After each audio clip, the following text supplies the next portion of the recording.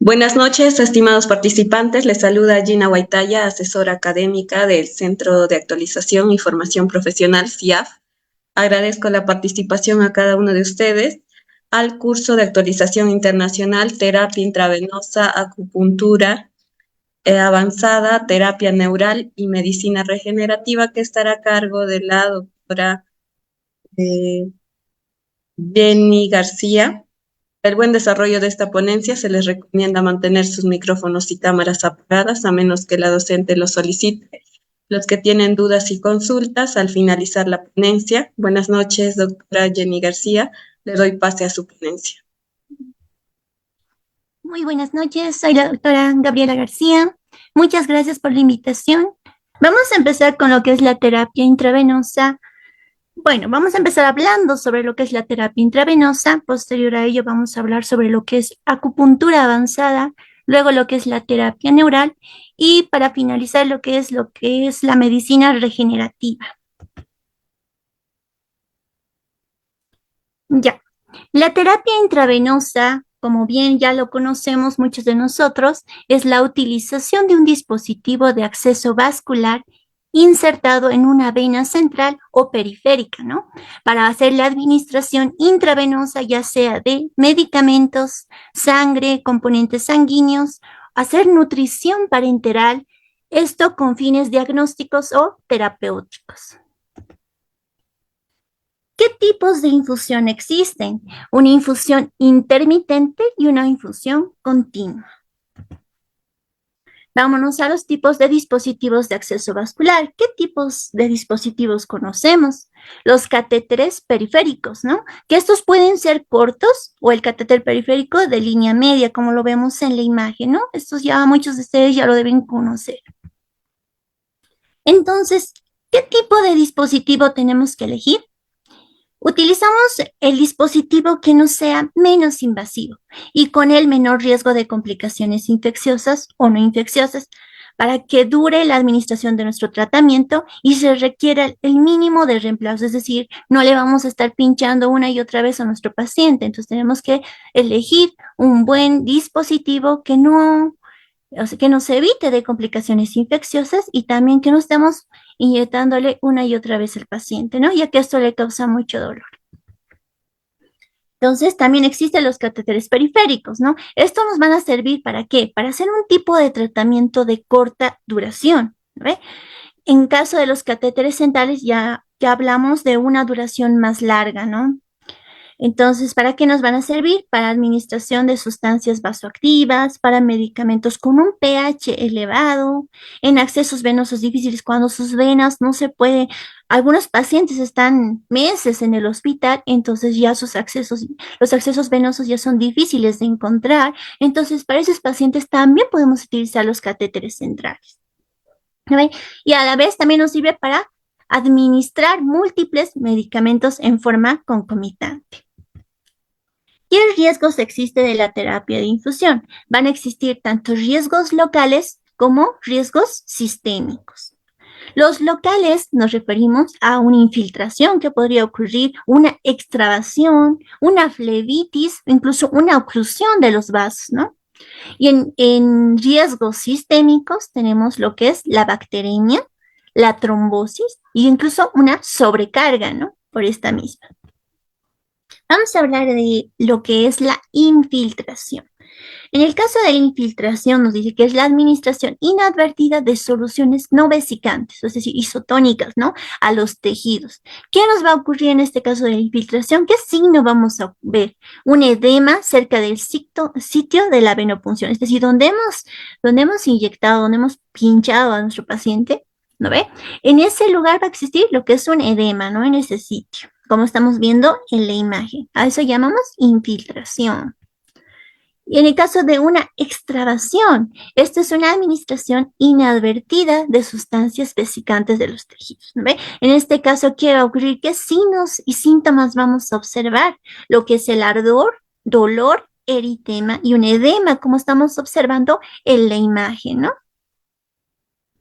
Vámonos a ver lo que es la flebitis. ¿Qué es la flebitis? Una inflamación de la capa íntima de la vena, ¿no? O sea, sabemos que tenemos que tener diferentes capas la vena, ¿no? Entonces, en este caso, la capa íntima es la que se va a inflamar como respuesta a los productos químicos que están ingresando, ¿ve? En el caso de una flebitis mecánica, pues por la inflamación de la íntima igualmente, pero debido al movimiento del catéter, es decir, a veces no ingresa el catéter y se mueve, lo mueve mucho, y esto puede ocurrir, puede producir una inflamación, una flebitis, ¿no? Debido a la mecánica, ¿no? Al procedimiento que se está realizando. Luego, los signos y síntomas que va a existir en este tipo va a ser lo que es el edema, el rubor, un cordón venoso y dolor, obviamente, para lo que es nuestro paciente. Y cuando ocurre una flebitis bacteriana, ¿no? En este igual va a ocurrir lo que es la inflamación de la capa íntima de la vena, pero esta va a estar asociada a la presencia de los microorganismos que va a generar lo que es una infección, ¿no? En el torrente sanguíneo. Entonces, ¿qué signos vamos a ver en esta? Va a haber lo que es la fiebre y salida de un material purulento. Se puede ver ahí en la imagen el material purulento, ¿no? Vamos a lo que es la bacteriemia asociada a catéter central. Esto puede ocurrir de igual forma, ¿no? Una infección del torrente sanguíneo en pacientes con catéter venoso central. Vamos a ver que cuando vamos a obtener un hemocultivo va a salir positivo y los signos clínicos de infección van a ser obviamente lo que es la fiebre, hipotermia, ¿no? Estos no van a estar relacionados directamente con la infección en otro sitio, ¿ya? La trombosis. ¿Qué es la trombosis? Una inflamación de las paredes de la vena que va a conducir a la formación de los trombos, es decir, se va a obstruir, ¿no? La venita y el vaso, como se ve en la imagen, ¿no?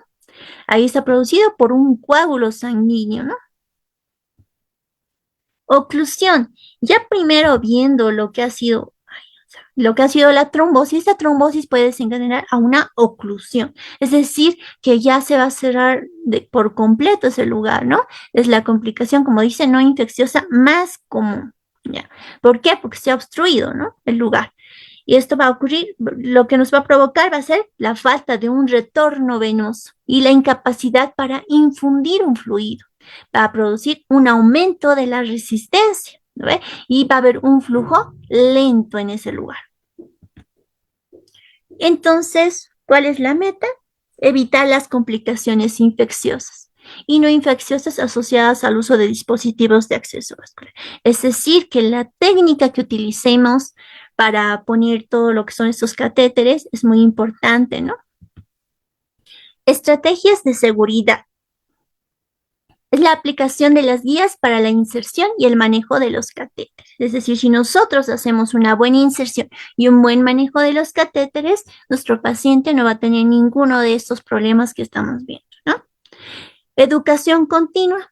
Refuerza los mensajes para implementar las mejores prácticas y los resultados positivos del paciente, ¿no? Hay que hacer un paquete de medidas. Entonces, ¿cuáles van a ser estos paquetes? Las recomendaciones.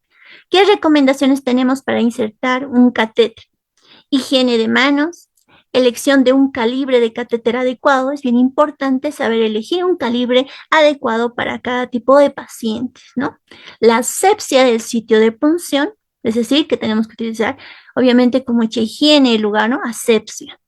Técnicas asépticas y fijación, siempre fijar bien el catéter. Si no fijamos bien el catéter, este se va a mover y nos va a producir lo que hemos visto, ¿no? Un edema mecánico, ¿no? Porque al moverse el catéter va a producir un edema. Ya. Entonces vamos a meternos lo que es con la acupuntura, ¿ya?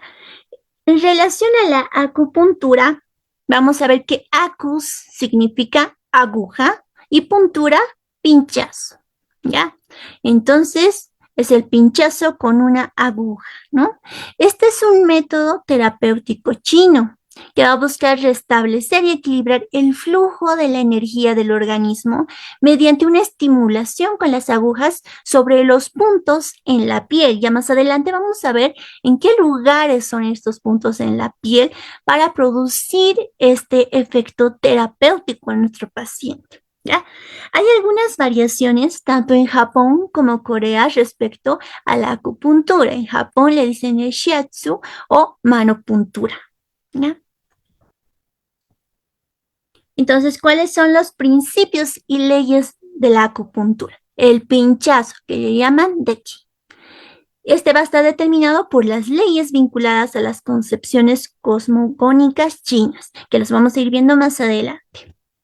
Entonces vamos a hablar de estos conceptos fundamentales que nos ha dado, ¿no?, la cultura oriental. Vamos a ver qué es la globalidad. La globalidad se refiere a la visión holística del cuerpo y la salud. En lugar de tratar síntomas aislados, la acupuntura va a buscar equilibrar todo el organismo para promover una salud integral, es decir, de todo el organismo. Por eso habla de globalidad. Vamos a hablar de la teoría de las vísceras. Según la medicina china, cada órgano no solo tiene funciones físicas, sino también funciones de energéticas y emocionales. Entonces, la acupuntura va a trabajar para equilibrar estas funciones, tanto energéticas, la energía que tienen estos órganos, y también las emociones del paciente. La teoría o la filosofía taoísta en la acupuntura tiene raíces taoístas, por eso es que le llaman taoísta, ¿ya? Esta va a abogar, ¿cómo les explico? La armonía con la naturaleza, ¿ya? Eso tiene que ver con la naturaleza y el flujo del chi, a lo que los chinos llaman lo que es la energía vital. Entonces, la acupuntura va a buscar restablecer este equilibrio energético. Habla más de una energía, de una armonía con la naturaleza. Lo que es la noción de la energía en la acupuntura se basa en la idea de que la energía vital llamada ki o chi fluye a lo largo de los meridianos del cuerpo. Entonces, en esa, si se dan cuenta, están hablando de esa energía. Y aquí la va a dividir en meridianos en el organismo, en el cuerpo, por meridianos. Entonces, va a buscar un equilibrio de esta energía en esencial para la salud. Según los conceptos fundamentales orientales, nos dice que debe existir una energía, o sea, un equilibrio de la energía en nuestro organismo. Vámonos a la regla de los 5 elementos. En esta regla nos habla de la madera, fuego, tierra, metal y agua. Estas van a representar diferentes aspectos del cuerpo y la personalidad de cada paciente. Entonces, la acupuntura va a tratar de equilibrar estos elementos, como les decía, la madera, fuego, tierra, metal y agua. ¿Ya? Vámonos al último, la teoría de los meridianos. En los meridianos nos van a hablar de los canales a lo largo de los cuales va a fluir la energía. Si se dan cuenta, ahí en la imagen estamos viendo tipo canales, como su nombre mismo lo dice, o cordones, como ustedes lo pueden ver, ¿no? En diferentes colores. Entonces, la acupuntura se va a centrar en estimular cada uno de estos puntos específicos a lo largo de los meridianos para restablecer el flujo de la energía. ¿Ya? Esta parte de la acupuntura es muy bonita, si se dan cuenta, estamos tratando de globalizar todo lo que es tanto las energías, el equilibrio, tanto con la naturaleza y con las emociones. Entonces vamos a hablar del yin y el yang. El yin se va a relacionar con el aumento del sistema, es decir, el calor, la hipertensión, como ejemplos, ¿no? Y en el yang estamos viendo con la disminución del sistema. Entonces aquí vamos a hablar lo del frío, la inmovilización, ¿no? Y vamos a ver cada uno de estos en estas imágenes. Miren, estamos viendo lo que es el yin y el yang, ¿no? Cada uno de estos yin y yang que los representa la cultura oriental, los representa con diferentes órganos. Si se dan cuenta, en la primera imagen del yin tenemos a lo que es el pericardio, corazón y pulmón, que va desde donde empieza el corazón a miembros superiores, ¿no? Y esto es en la parte anterior. Y ahora todo esto debe volver al organismo. El yin está yendo y el yang vuelve, ¿no? Y al volver, ¿dónde va a afectar? ¿Dónde va a ayudarnos? Lo que es el intestino delgado, intestino grueso. Ahora, si hablamos del yang, En la tercera imagen vemos que va a actuar sobre vesícula biliar, vejiga, estómago. Entonces va desde arriba, desde lo que es el cráneo, hasta lo que son los pies. Luego vamos con el yin, que va a estar viniendo desde los pies para arriba. ¿A dónde va? Hígado, riñón, vaso y páncreas. Aquí, para darles un ejemplo de cómo es que funciona esto de los meridianos, porque algunos tal vez están un poco confundidos respecto a esto. Esto es un ejemplo de cómo se trata con la acupuntura diferentes patologías. Entonces, aquí tenemos el meridiano del pulmón, como los puntos donde debería ponerse las agujas, ¿ya? Entonces, si se dan cuenta, tiene numeraciones P1, P2, P5, P6, P3. Nótese eso. Y cada una de estas vienen con una guía.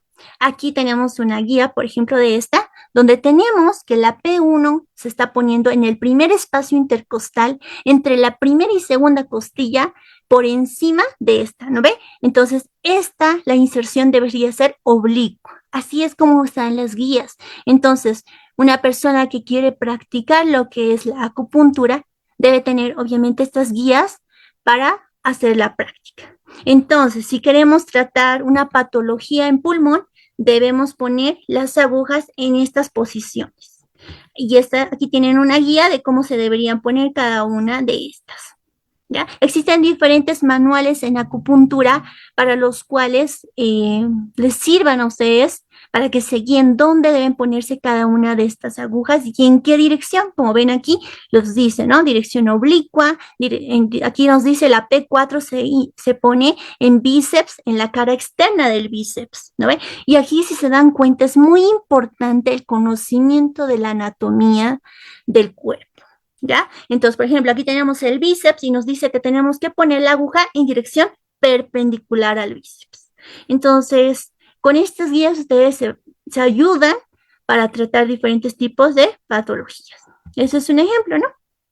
Y aquí tenemos los 12 meridianos, lo que les decía, que son como cordones o canales que tiene nuestro organismo, ¿no? Entonces se van armando de este modo y por diferentes colores para que nosotros vayamos a tratarlos. Ya hemos visto el caso de pulmones, en este caso está de color plomo, ¿no? En color plomo. Y aquí estamos viendo en color azul, nos dice dónde podemos tratar vejiga, dónde podemos tratar riñones, ¿no? Vesícula, hígado y así, ¿no ve? Entonces, ¿qué aplicaciones terapéuticas tenemos con la acupuntura? Algo importante es el aprecio por su efectividad como un analgésico, anestésico y antiespasmódico. Entonces nos va a ayudar a ser como un regulador del sistema nervioso central, sistema nervioso periférico y vegetativo, ¿no? ¿Cuáles son las ventajas? Que es sencillo y la facilidad de aplicación, además que es indolor.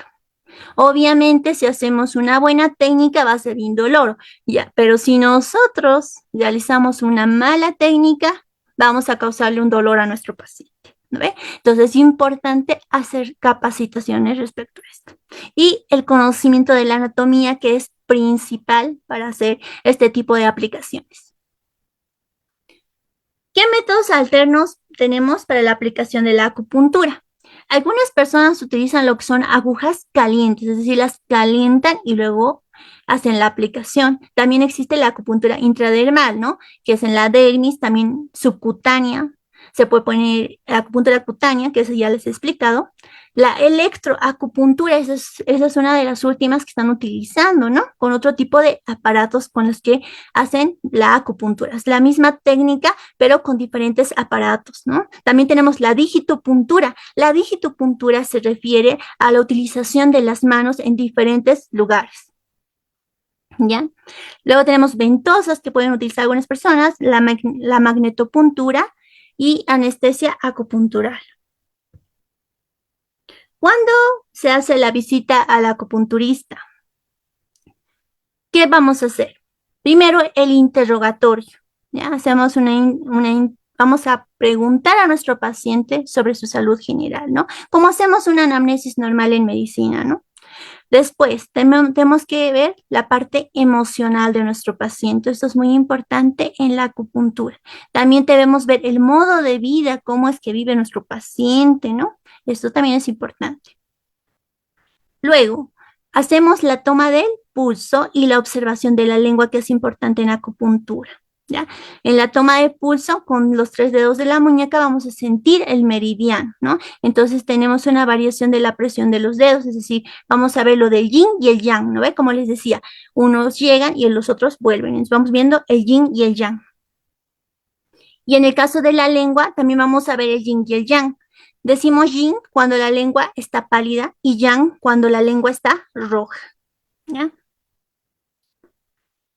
Y las indicaciones en la acupuntura, bueno, nos sirve para diferentes problemas, ¿no? Diferentes problemas ginecológicos, trastornos de pulmón, digestivo, urogenitales, emocionales, en casos de estrés, alteraciones de sueño, alergias, afecciones de piel, problemas circulatorios, todo va a depender de los canales donde vayamos a tratar, ¿no? Vamos entonces a hablar sobre lo que es la terapia neural. ¿Qué es la terapia neural? Es un sistema médico de carácter sintético integral cuyo objetivo no se centra en abordar la enfermedad. Entonces, no es dirigido tanto a abordar un tipo de enfermedad, sino va a tratar al enfermo como un todo, ¿ya? Entonces, vamos a integrar mente, cuerpo, emociones y ambiente. Si se dan cuenta de todas estas terapias que estamos hablando de la acupuntura, terapia neural y lo que vamos a seguir avanzando, vamos a ir viendo, estamos hablando de una persona, de un todo, estamos viendo al paciente como un todo. No solo estamos viendo las enfermedades que llegue a tener, sino tenemos que ver cómo está, tanto como dice aquí, ¿no? Mente, cuerpo, sus emociones, que es algo que como médico general muchos no lo llegan a observar, ¿no? Entonces es importante preguntar cómo se siente nuestro paciente, ¿no? ¿Cómo está de su estrés? Preguntar en qué trabaja, qué es lo que hace. A veces muchas de las enfermedades que llegan a tener simplemente es debido a la carga emocional que tienen estos pacientes. Entonces, y también el ambiente, ¿no? Donde se desarrollan, donde viven, donde trabajan, donde pasan la mayor parte de su tiempo. Entonces, esta parte es muy importante en la terapia regenerativa. ¿Ya? Listo. Aquí estamos viendo un efecto, el efecto de la terapia neural, es decir, ¿cómo funciona esto de la terapia neural? ¿Cuál es el mecanismo? Entonces estamos viendo que hay un estímulo irritativo, algo que causa dolor, ¿no? Y esto obviamente va a producir una despolarización de la célula y va a ocurrir una repolarización. Entonces tenemos un ejemplo, ¿no? Tenemos un estímulo muy intenso o puede ser un estímulo reiterativo o la misma predisposición del paciente, ¿no? Esto va a desencadenar una despolarización mantenida hasta que la célula se va a enfermar. Entonces la célula va a ocurrir una disfunción de la célula. ¿Y esto qué va a provocar? Un foco de impulsos interferentes hacia el sistema nervioso vegetativo, ¿no ve? Entonces, ¿cómo va a actuar el efecto terapéutico neural? Ahí en la parte del medio pueden observar en la imagen, nos habla del estímulo neuroterapéutico. Aquí vamos a actuar con la procaína. Normalmente se trabaja al 0,5%. Entonces, con esta procaína, ¿qué vamos a provocar en la célula? Vamos a provocar que haya una repolarización y estabilización de la membrana. ¿Y esto qué va a provocar? Una recuperación de la función, ¿no ve? Y de todos los circuitos del sistema nervioso vegetativo. Entonces, de ese modo es que funciona el efecto de la terapia neural. Terapia local. Bueno, ¿cómo se hace la terapia local? Vamos a inyectar en la estructura dolorosa, es decir, donde le está doliendo, en el lugar donde le duele, ahí es donde vamos a inyectar. Entonces puede ser piel, en el punto de gatillo, puede ser en el músculo, en una inserción tendinosa, en una cápsula articular, en el periósteo, nervio periférico. Entonces vamos a inyectar en el lugar donde le está doliendo, ¿no? Es una terapia local. Ahora, también existe la terapia segmental, ¿no ve? En esto vamos a hablar de las zonas HERT, ¿no ve? Entonces, ¿a qué se refiere? A los lugares o órganos donde sus zonas son reflejas, es decir, ¿cómo les explico? Pueden ver aquí en la imagen, ¿no ve? Nosotros sabemos que un órgano puede reflejarse en otro lugar, ¿no ve? Esto debido a sus zonas reflejas. ¿no? Dependiendo del lugar. Entonces, nosotros vamos a hacer la terapia en el lugar donde se refleja el dolor. ¿Ya? A eso nos referimos con terapia segmental, o sea, en todo el segmento donde abarca el órgano donde está doliendo, ¿no? ¿Y qué materiales usamos para esto? Agujas, jeringas, el anestésico local y, bueno, obviamente hacer una buena historia clínica, que es muy importante en medicina. Entonces, ¿cuál va a ser nuestro partícipe, ¿no? En esto de la terapia neural? Va a ser la procaína. La procaína, que es un antiarrítmico, espasmolítico, endoanestésico, antihistamínico, vasodilatador y antiinflamatorio. Entonces, esta nos va a ayudar a hacer la terapia neural. ¿Cuándo está indicado realizar la terapia neural? En enfermedades funcionales, ¿no? Es decir, en el lugar, cuando algún lugar no está funcionando como se debería, ¿no? En pacientes donde les llega a doler algún lugar, puede ser por un mal movimiento, ¿no? Por alguna caída, ¿no? Pues por este tipo está indicado. En enfermedades inflamatorias, igual, ¿no? De igual manera, puede que haya ocurrido una tendinitis, por ejemplo, entonces hay una inflamación por dentro. Entonces podemos recurrir a esta terapia. Enfermedades degenerativas donde va a causar mucho dolor a nuestro paciente, entonces en ese podemos utilizar vamos a inyectar de forma segmentaria en las zonas reflejas, ¿no? Contraindicaciones. ¿En quiénes está contraindicado? En pacientes que tienen alergia al anestésico local.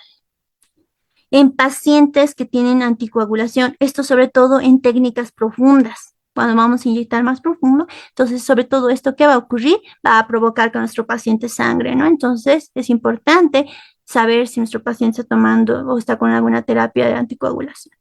Indicación de cirugía urgente, si nuestro paciente se va a operar recién, ¿no? Entonces no podemos hacer eso. Fracasos. ¿Cuándo va a ocurrir un fracaso y no podamos resolver? Es por decirles, nuestro paciente ha venido porque le dolía mucho su estómago, no sabía lo que tenía. Entonces nosotros hemos hecho la terapia neural pensando que podía ser algún dolor que podríamos curar, ¿no? Pero, por ejemplo, era una parasitosis, simplemente era una parasitosis. Entonces, por eso es importante hacer una buena historia clínica para que no ocurra este tipo de problemas, ¿no? También fracasos va a haber en lo que son las enfermedades carenciales, situaciones de conflicto psicosocial, es decir, si estamos tratando a un paciente por algún problema de estrés, por ejemplo, que le ha ocurrido, si este paciente sigue estresando, sigue trabajando en el mismo lugar donde le estresan, este paciente, no, pues en vano le vamos a hacer una terapia, otra terapia, va a seguir igual, ¿no? Entonces también es bueno tratar a nuestro paciente de forma integral, lo que les decía, ¿no? Como un todo. Ganancias para el paciente, geopatías, enfermedades hereditarias, ¿no? Y ahí vamos a ocurrir con fracasos, ¿no? No va a funcionar nuestra terapia. ¿Qué complicaciones va a existir? Lo que son los síncopes vasovagales, una toxicidad anestésico local, por eso es bien importante saber si nuestro paciente es o no alérgico a los anestésicos, si alguna vez ha recibido anestesia, ya sea local o sistémica, es bien importante saberlo. Si nuestro paciente, bueno, otra complicación es los hematomas, hemorragia que puede existir en el lugar, ¿no? La punción de un órgano, eso también puede ser una complicación, porque no vamos a pinchar un órgano interno, ¿no? Eh, Hasta aquí, ¿alguna pregunta, duda? Si lo pueden escribir en el chat.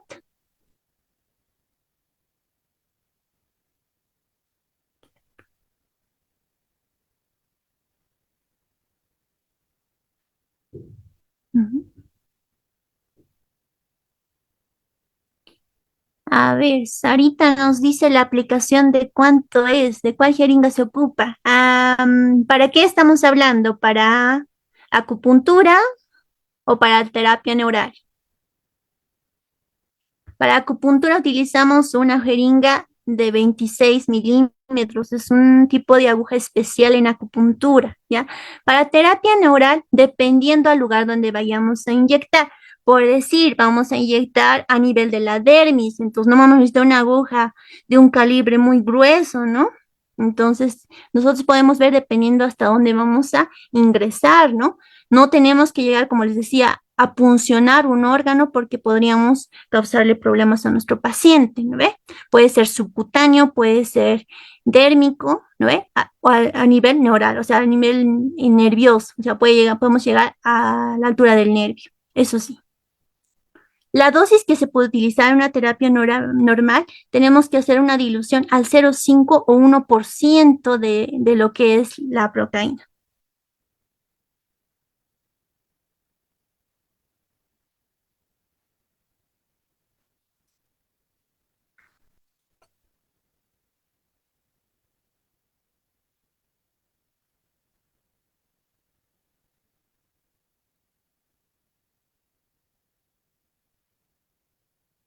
Cero coma cinco es suficiente, ¿ya? ¿Cuántos ml se utiliza de procaína? 0,5, 1%, como les decía. Vamos a utilizar de la procaína y dependiendo al lugar. ¿Cuál sería la jeringa de insulina?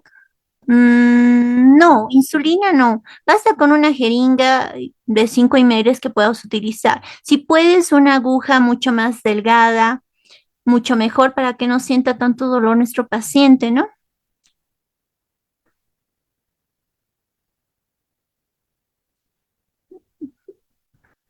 Ah, ya, los puntos por área. Eso depende el lugar donde vayamos a ver, les voy a mostrar la imagen.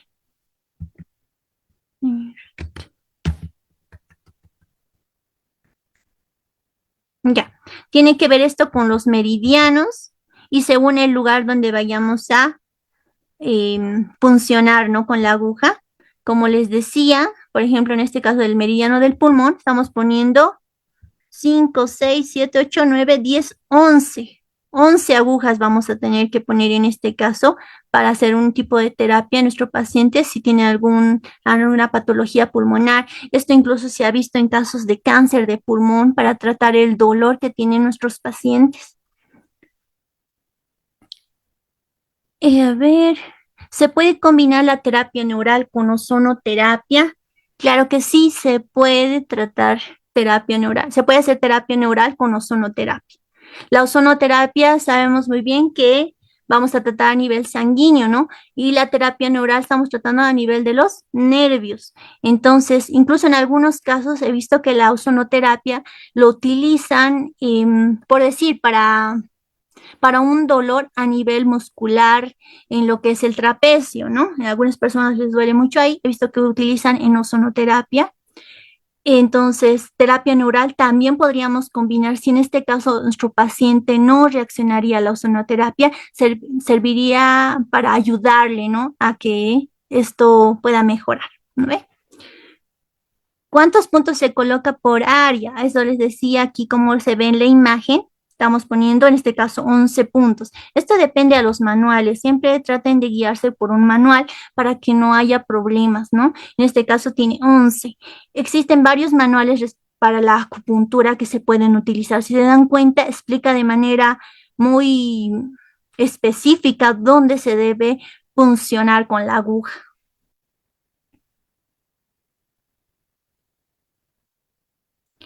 Ya, en caso de un quiste en acetábulo y hueso ilíaco, dice que provoca dolor. Podríamos, un quiste, tendríamos que tratar al quiste en sí, ¿no? Esto yo creo que sería más un caso de cirugía, pero para bajar el dolor, en la terapia del dolor sí nos ayudaría. Sí va a bajar el dolor, pero no va a tratar la causa, o sea, el paciente le va a seguir doliendo hasta que no trate esa causa. Si bien esta terapia neural nos va a servir para calmar el dolor de un paciente, normalmente se utiliza en pacientes que tienen algún tipo de cáncer o algún tipo de enfermedad neurodegenerativa donde ya no se puede hacer nada con el paciente. Entonces, para evitar estos dolores es que se utiliza la terapia neural. En este caso, como tú dices, es un quiste en acetábulo, tendríamos que tratar la causa ¿no? Pero sí podríamos calmar el dolor, sí podemos, pero le va a volver a doler. Entonces, sería volverle a tratar. Entonces, mejor es causar, diré, tratar la causa.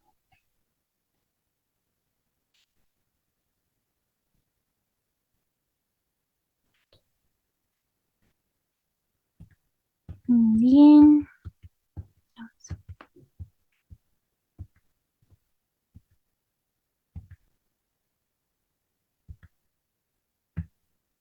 Ya. Vamos a continuar con lo que es las terapias regenerativas, ¿no? Ahora vamos a hablar de las células madre. Ustedes han de haber escuchado mucho hablar sobre las células madre últimamente, ¿no? Se habla mucho de esta ciencia, ¿no?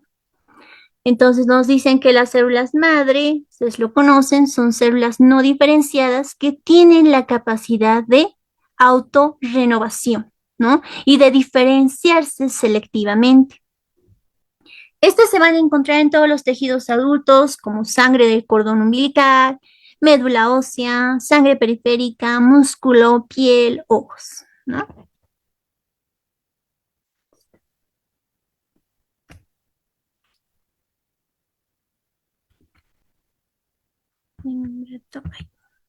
Ya. Entonces, las células madre van a ser precursoras de todas las células de los tejidos, ¿no? A partir de ellas vamos a formar lo que son los órganos durante la etapa embrionaria del ser humano. Entonces tenemos que las células tienen el potencial de convertirse en muchos tipos distintos de células en el organismo. Van a funcionar como un sistema reparador del cuerpo y es por eso que se investiga mucho sobre las células madre y en muchos lugares se lo utiliza, ¿no? Actualmente las células madre se van a utilizar para producir células especializadas y van a generar varios tipos de tejidos para el tratamiento de muchas enfermedades. Es por eso que se los utiliza a las células madre. Vamos a conocer, bueno, recordar, muchos de nosotros recordar, ¿no? Existen dos tipos principales de células madre. Tenemos a las células madre embrionarias y a las células madre adultas. Las células madre embrionarias son totipotentes, ¿no? Y luego tenemos a las células madre del adulto que son multipotentes y pluripotentes. ¿Dónde vamos a encontrar estas células madre? En el cordón umbilical, en la médula ósea, en las células hematopoyéticas, tejido adiposo, pulpa de los molares y células musculares.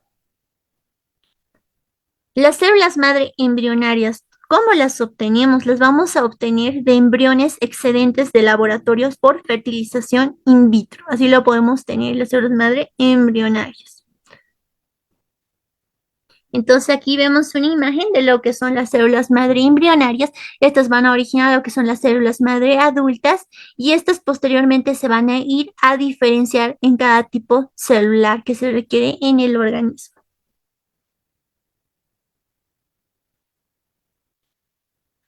Stem cell. Estas células nos van a producir, nos van a dar seguridad, como dice, ¿no? Es una comprobada seguridad con su exposición. Es decir, no son células tumorales, no hay degeneración de tejido, no hay muerte celular, no hay daño funcional. Entonces nos van a dar una amplia seguridad. También son muy eficaces, ¿no? Por eso dice que hay eficacia, ¿no? Y la eficacia va a depender de qué, de la cantidad, del tipo de célula madre que se va a utilizar y del tejido que se va a reparar. Respecto a la cantidad de células madre, se refiere a la cantidad de células que vamos a conseguir, ya sea dependiendo de médula ósea, que lo obtengamos de la sangre, de un adipocito y de cordón umbilical, ¿no? Tenemos que la eficacia va a depender de la cantidad que nosotros obtengamos de estas células madre. Y el tipo de célula madre que se va a utilizar. Debemos saber qué tipo de célula madre vamos a utilizar, ¿no?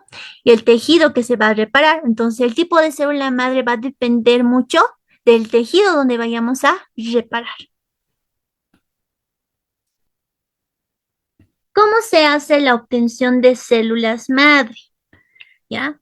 La obtención de células madre se realiza por punción medular, sangre periférica, se puede hacer una lipoaspiración para obtener de los adipocitos, ¿no? Sangre del cordón umbilical. Y entonces, ¿para qué nos va a servir esto, no? ¿Para qué nos va a servir las células madre? Aquí tenemos una, ¿no? El trasplante de médula ósea. Por medio del trasplante de médula ósea, nos va a servir ¿para qué? Para hacer un tipo de tratamiento que va a permitir reemplazar las células madre hematopoyéticas por células sanas. Nosotros sabemos que las personas que tienen algún problema en lo que es la médula ósea, entonces podemos hacer un tipo de, un trasplante de médula ósea, ¿no? Para hacer un intercambio entre lo que son las células hematopoyéticas buenas por las malas, ¿no? Trasplante. Seguimos hablando del trasplante. Las células madres son las más importantes en un trasplante de médula ósea. ¿Por qué? Al ser trasplantadas van a encontrar el camino a la médula ósea del receptor y van a comenzar a diferenciarse y producir todos los tipos de células sanguíneas que necesita el organismo, ¿no? Aquí tenemos una imagen donde vamos a hacer un recuerdo, bueno, de anatomía, histología. Sabemos que la médula ósea se encuentra ahí, ¿no? Ahí tenemos en el canalcito del hueso, ¿no? Donde vamos a tener a las células madre hematopoyéticas. Estas células madre hematopoyéticas van a ser las que van a generar a las multipotentes, ¿no ve? Y estas se van a dividir, ¿no ve? En tanto en células blancas, en glóbulos rojos, plaquetas, ¿no ve? Entonces, a eso se refiere, ¿no? Ya recuerdan todo esto, lo que son los glóbulos rojos, glóbulos blancos. Y tenemos una imagen más bonita donde vemos de la médula ósea que vamos a obtener las células hematopoyéticas, ¿no? Los glóbulos rojos, glóbulos blancos, linfocito, monocito, eosinófilo, basófilo, neutrófilo, las plaquetas, que son importantes en la reparación. Como les decía, la médula ósea consta de glóbulos rojos, blancos y plaquetas, ¿no? El tratamiento de reemplazo de médula ósea solo se realiza en casos de severo daño medular, ¿ya? Y esto puede ocurrir por un fallo primario, por enfermedad medular, por quimioterapia o radioterapia, ¿ya? ¿Por qué? Porque aquí tenemos en el caso de nuestros pacientes que reciben quimioterapia o radioterapia, pueden llegar a perder esta capacidad de la médula ósea de generar células madre, generar células, ¿no? Entonces, por esto mismo es importante esto del reemplazo de médula ósea. Aquí vamos a ver un poquito más. Como les decía, cuando un paciente ha recibido altas dosis de quimioterapias, se va a suprimir la capacidad de la médula ósea para producir nuevas células sanguíneas. Si nuestro paciente ya no va a generar la misma cantidad de células que producía. Entonces, con cada quimioterapia, nuestro paciente va a suprimir esa capacidad. Es por eso que actualmente lo que se hace es obtener de nuestro paciente células madre y se las almacena, se los obtiene de la sangre periférica y se las almacena, ¿ya? Y obviamente esto se hace antes de un ciclo de quimioterapia. ¿Para qué? Para que nosotros podamos hacer la recuperación celular posterior a esto. Entonces llamamos rescate post-quimioterapia. Entonces, estas células madre se van a almacenar y se van a transfundir a nuestro paciente durante episodios de depresión medular. Es decir, eh, es, ya no va a haber la misma capacidad de la médula ósea de producir células sanguíneas. Entonces, nosotros vamos a transfundirle a nuestro paciente sus mismas células madre, ¿ya? Y estas van a migrar a la médula ósea y van a iniciar de 5 a 10 días después del proceso de recuperación de las células sanguíneas. Entonces, este rescate post-quimioterapia es muy importante, sobre todo en pacientes que reciben quimioterapia, ¿no? y radioterapia, pacientes que tenían algún tipo de cáncer han sido sometidos a una cirugía y posterior a ello se les indica quimioterapia o radioterapia, ¿no? Entonces, para evitar que haya esta disminución de las células o cuando ocurre ya esto, nosotros vamos a tener almacenado estas células madre y poderles transfundir a nuestro paciente de manera directa, ¿no? Nosotros sabemos que células madres se van a ir y se van a transformar en los diferentes tipos celulares. Entonces, eh, este procedimiento, como pueden ver aquí en la imagen, tenemos un paciente. Entonces, ¿cómo se realiza el proceso de la aferesis?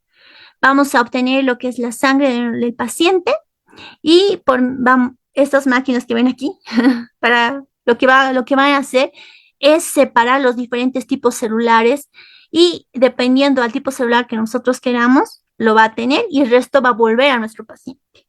Eso es lo que se hace en el proceso de análisis. Existen varios centros de trasplante de médula ósea, ¿ya? Las células madre hematopoyéticas obtenidas de la sangre periférica son la principal fuente, ¿no? Que es utilizada por los centros de trasplante, tanto en Estados Unidos, Europa, Colombia y en otros países que ya se están actualizando con esto del trasplante de la médula ósea.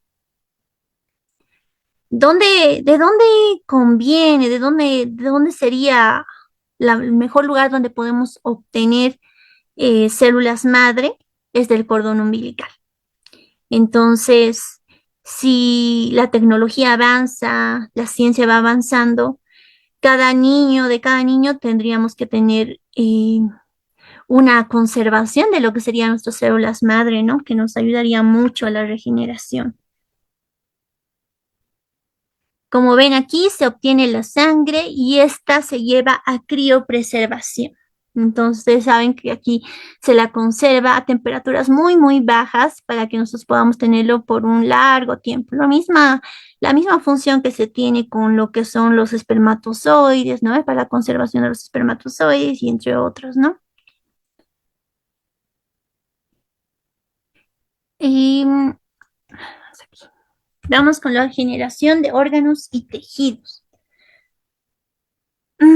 Esta regeneración de las estructuras fue considerada hace poco muy imposible, pero ahora las células madre ofrecen grandes oportunidades para la regeneración de los tejidos y órganos humanos, ¿no?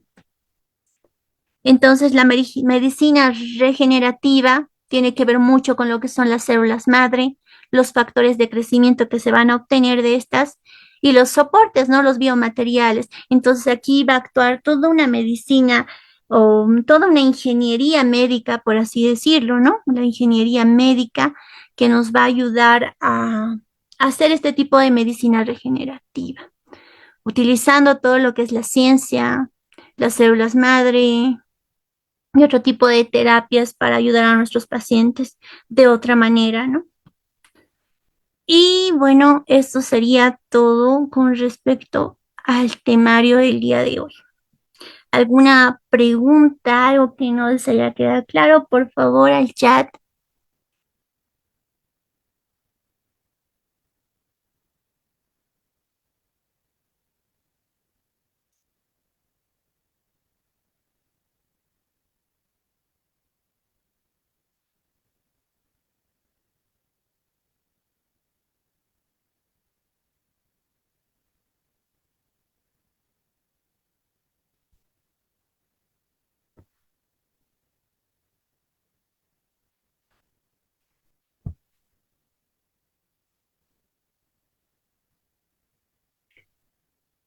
Todos los materiales y las diapositivas lo piden al instituto, ¿ya? Al centro donde se han inscrito, ahí lo van a pedir.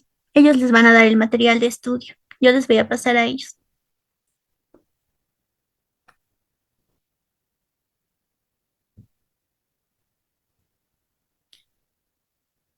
Mm, Ya.